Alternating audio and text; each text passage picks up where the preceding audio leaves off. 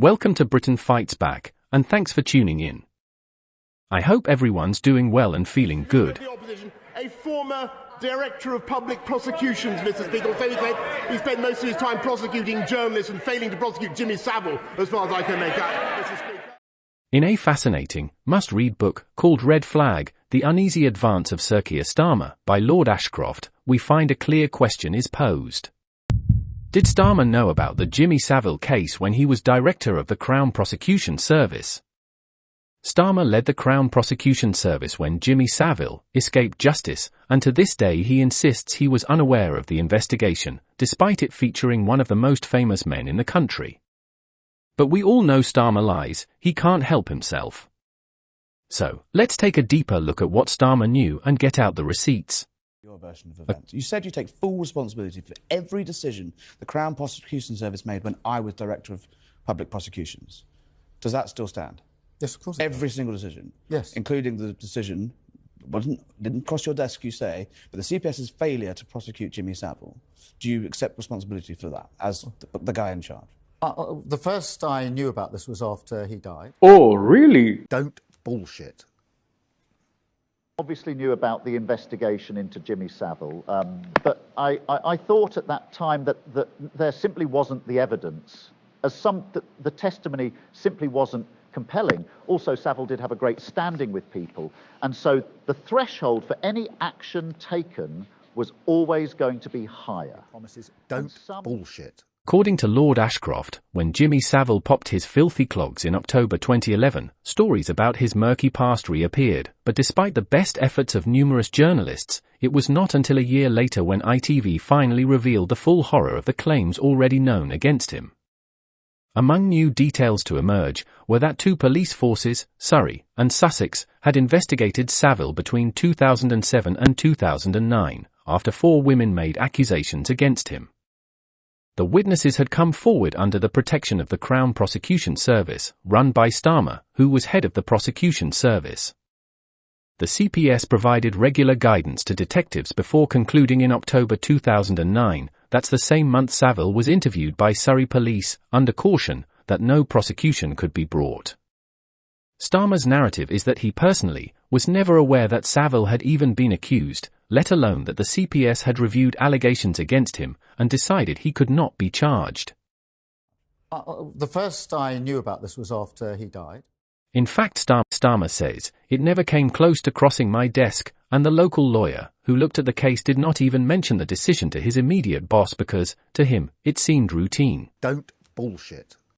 Okay, so a lawyer working for the Crown Prosecution Service, on accusations of actual crimes by one of the most famous celebs in the UK, thought it was nothing more than routine, decided not to prosecute, and never mentioned it again. Very strange that.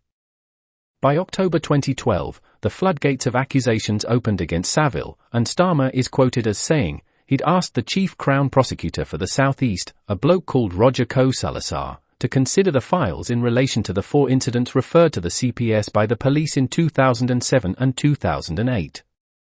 And those dates are important to remember. Once again in 2012 Starmer hands over the files in relation to the 4 incidents. Starmer went on to say, Salazar had assured him that the decisions that were subsequently taken were the right ones based on the information and evidence then available. Lord Ashcroft goes on to say, in leaving it to Salazar to make this assertion, Starmer showed he was perfectly happy for the CPS to mark its own homework. But Starmer also said, out of an abundance of caution, I have asked for the papers in the 4 cases to be provided to my principal legal advisor, Alison Levitt QC, forthwith, so she can consider the decisions made and advise me accordingly. Starmer was therefore content for the CPS to mark its own homework for a second time, this time with Levitt wielding the red pen. Levitt's report was published in January 2013. It provided some worthwhile insights but also posed new questions that still remain unanswered.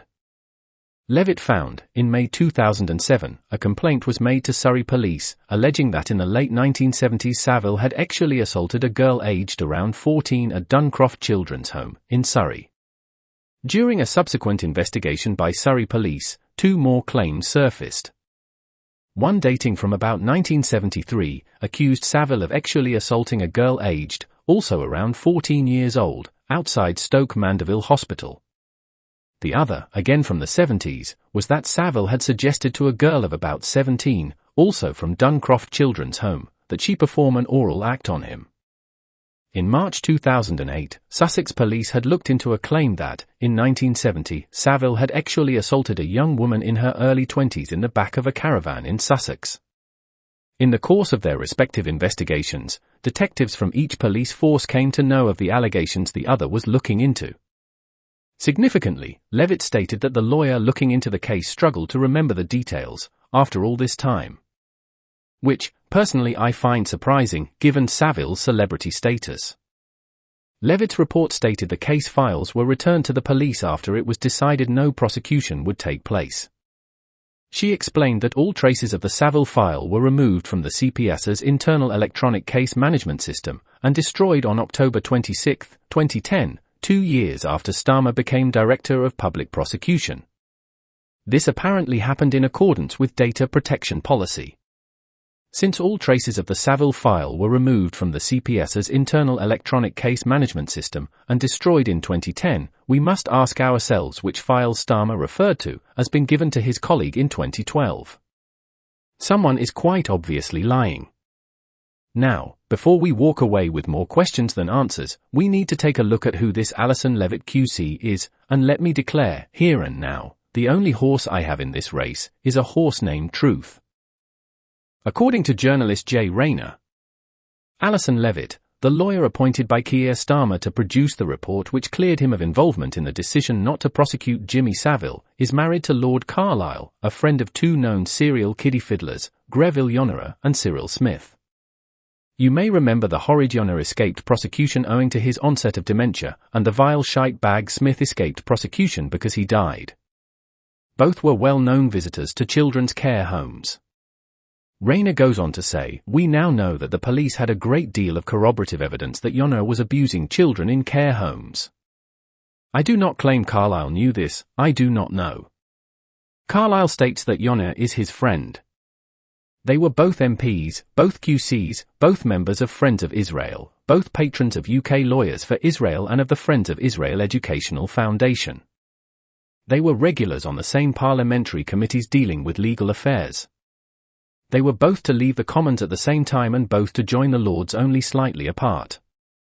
Just as a side note, Saville's 10-day visit to Israel in 1975, when he met President Ephraim Katzir and Jerusalem Mayor Teddy Kollek, was organized by John Levi of the Friends of Israel Educational Trust. John Levi went on to describe Saville as a gorgeous, impish, creative character. He said when they returned, I asked him to be a friend of the trust and he insisted that I listed him as special friend. By the way, Friends of Israel lobby group funded half of Keir Starmer's cabinet. In fact, Labour's top team has accepted hundreds of thousands of pounds from pro-Israel funders. While Starmer was not raised in the Jewish religion, his wife Victoria was. Her father Bernard, an economics lecturer and chartered accountant, was born in 1929 to a Polish Jewish family that emigrated to the United Kingdom prior to the Second World War, while her mother, Barbara, converted to Judaism upon marriage. There is no record of Starmer converting, but according to Jewish law, marriage between a Jew and a non-Jew is both prohibited and considered void. Starmer married his wife in 2007, the year he became Director of Public Prosecutions. Just as another side note, in September 2024, Lord Carlisle, patron of pro-Israel legal advocacy group seeking to challenge the UK government's decision to suspend some arms exports to Israel, has said he now supports the partial ban and resigned from the organisation. Rayner goes on to say, Alex Carlisle may well have had no idea Yonera was a pedo.